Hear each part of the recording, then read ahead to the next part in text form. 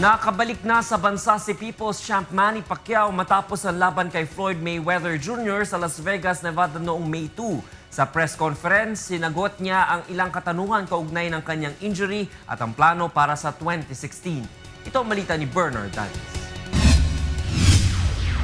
Alas 3:45 ng madaling araw kanina nang lumapag sa Ninoy Aquino International Airport ang eroplanong sinakyan ni pambansang kamao Manny Pacquiao mula sa Los Angeles, California.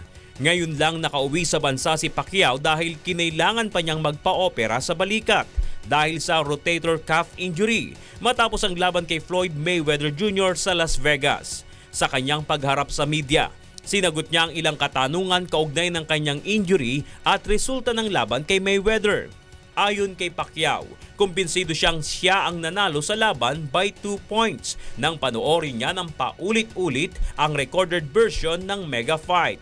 Ngunit bilang isang professional boxer, tiwala siya sa desisyon ng referee at judges kaya payo niya sa boxing fans na tanggapin na lamang ang resulta. Hindi rin niya dinamdam ang pagkatalo kay Mayweather dahil panalo naman siya sa puso ng kanyang mga taga-suporta.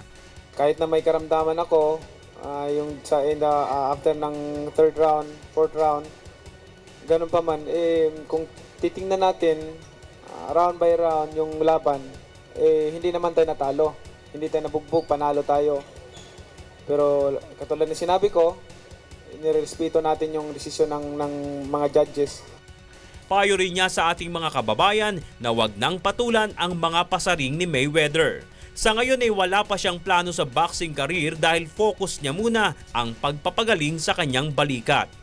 Hindi ko pa pinag-usapan niya about my next fight o kung ano namang mga ang focus ko ngayon is paano pagalingin ito na 100% maging okay.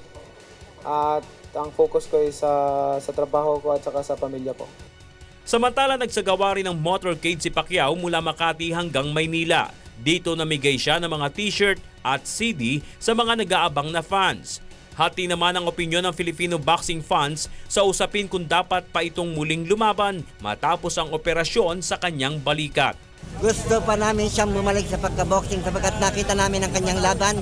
Halos wala naman siyang naramdamang tama na mabigat. Politics na lang sir, wag ng boxing. Pahinga na kasi medyo marami nang nararamdaman si pambansang kamao natin. Okay na yun, para sa atin, hero na siya. Personal naman na binati at kinumusta ni Pangulong Benigno Aquino III si Pacquiao nang mag-courtesy call ngayong hapon sa Malacanang. Kasamang sumalubong sa Malacanang ang ilang miyembro ng gabinete tulad ni na Executive Secretary Paquito Ochoa at Communication Secretary Herminio Coloma Jr. Bernard Danis, UNTV News Worldwide.